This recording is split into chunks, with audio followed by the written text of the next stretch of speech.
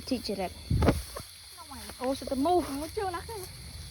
ô sao chưa nát cái gì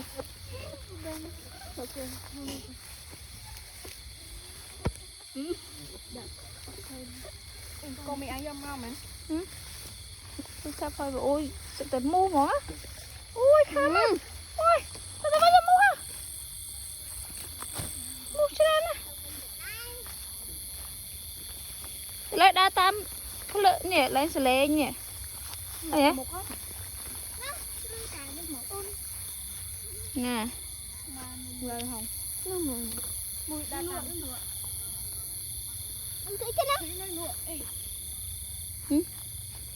nó nó không chặt mình chỉ là thằng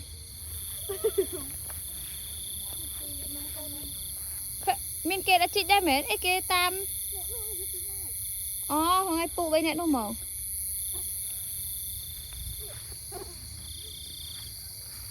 khơi nhé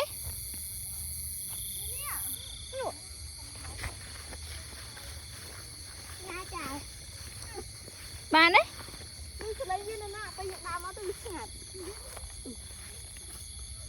đây nè nè nuốt lá nuốt lá nha nè những cây ngang này là nhập bên phụ đi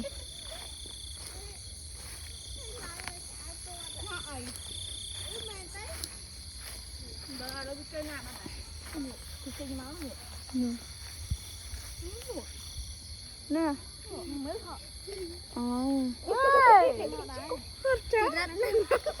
thì mau đây nè